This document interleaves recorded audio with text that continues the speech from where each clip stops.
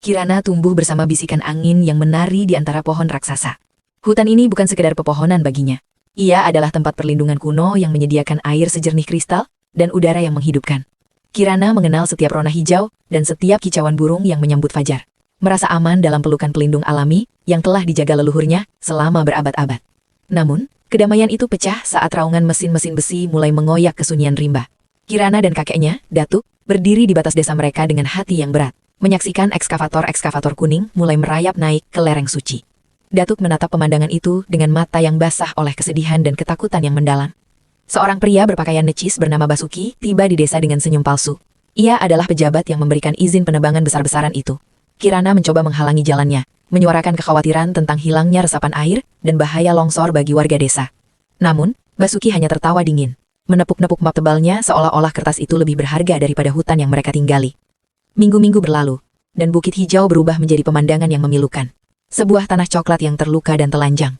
Basuki sering terlihat di sana, bukan untuk bekerja, melainkan untuk menghitung keuntungan di ponselnya sambil mengawasi gelondongan kayu raksasa yang diangkut pergi.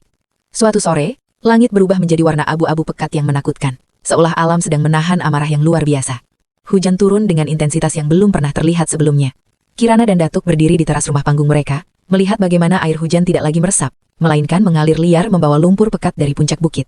Tiba-tiba, suara gemuruh dahsyat seperti 1000 gajah yang mengamuk memecah kegelapan malam. Banjir bandang raksasa yang membawa lumpur hitam, batu-batu besar dan gelondongan kayu sisa penebangan menerjang desa dengan kecepatan mematikan. Kirana berusaha membantu temannya Malini, yang berupaya menyelamatkan ternak mereka. Air kecoklatan pekat itu menghantam rumah-rumah, seolah-olah itu hanya terbuat dari kertas, menyeret apapun yang ada di jalannya. Dalam kekacauan yang memilukan itu, Kirana mendengar jeritan kecil dari balik reruntuhan rumah yang hancur.